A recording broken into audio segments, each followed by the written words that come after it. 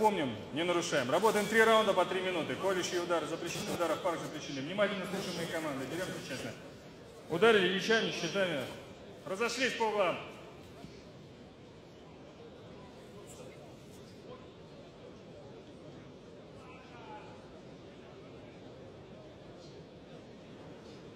Судья! Судья! Судья! Время! Готов! Готов! Бой! And we're back, ladies and gentlemen, for a fight between Eugene Budenko and Ivan Vasiliev. And this is the first fight of the official M1 Medieval project. This is a night fighting project started by M1. It's three-minute round. It's always a feeling out process in the beginning before strategies really take into effect.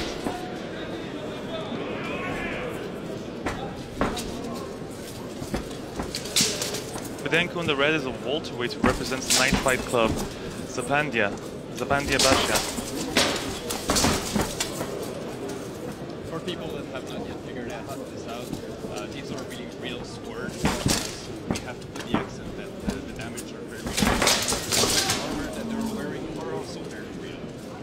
But interestingly enough, over the past 10 years, the armor's gotten lighter.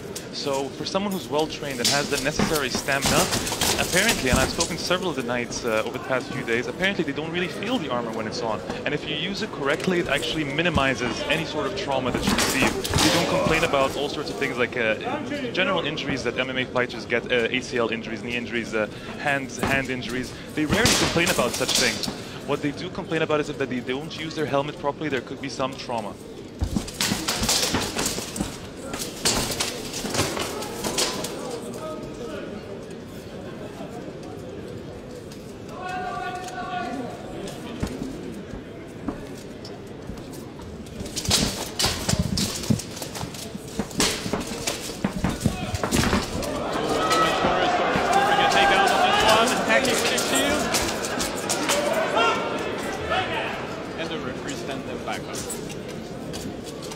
Внимательно!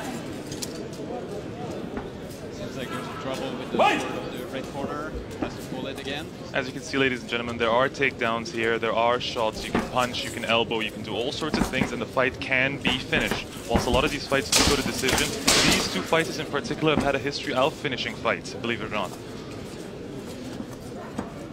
In red, Ivan Vasiliev is a two-time Russian champion, won in both 2013 and 14. He's the vice champion of White Castle tournament and a multiple prize holder of the Clash of Nations. And he holds an 11-2 professional record. It should be noted that his opponent in the red, Eugene, is actually slightly less experienced, holds a 6-1 record. He's also won the Clash of Nations tournament where he's also a vice champion. So this is very interesting, two Russian champions, and it's very clear that they're both very talented. The use of the sword, which is also blunt. You should note that it's a blunt instrument. Even just hard when it hit. Stop!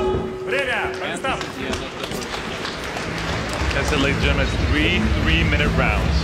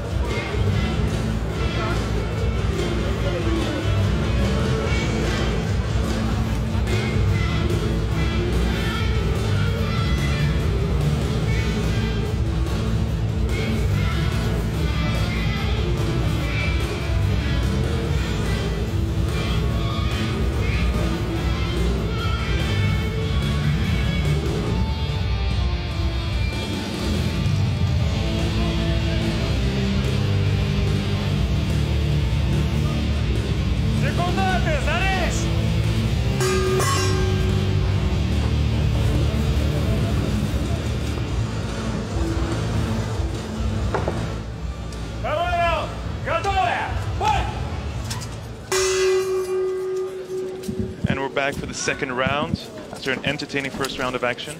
The crowd really enjoys watching these night fights. It's very new to them here, but they definitely enjoy it.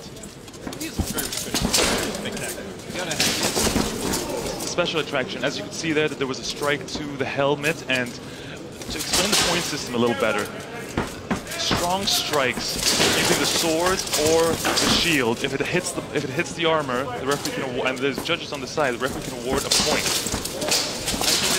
A takedown, as we saw in the last round, is worth 5 points.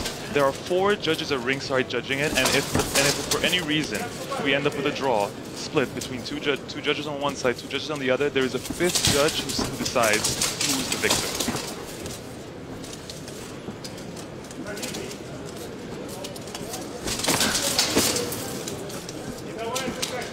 You can see the fighters are a lot more comfortable now. They're getting a little fancier with their shots. Even attempting a spinning back kick. There was a spinning back kick, there was a spinning back fist earlier. It's getting very interesting now. Surprising that they can pull up these moves even though they have those armors. I guess, as you were mentioning, that the light armors are helping with those moves. But you still need some extreme stamina. You need to be extremely fit to be able to wear all that and still maneuver for like 9 minutes. It's just...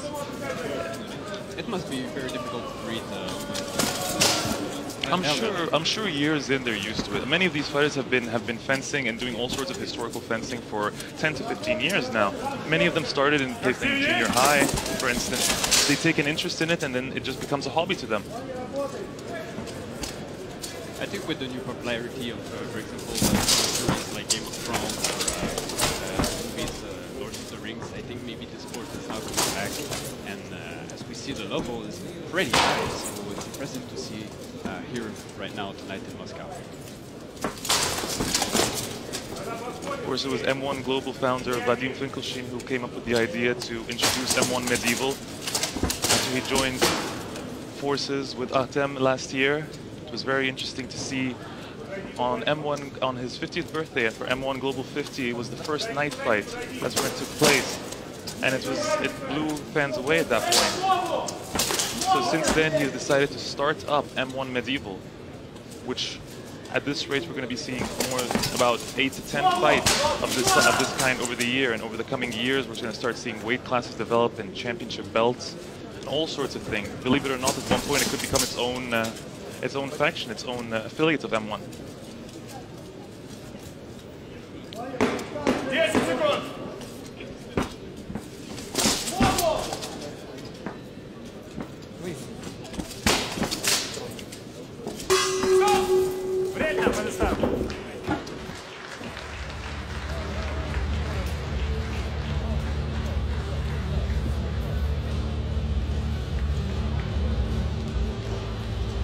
Мое мнение, он устал больше, чем ты.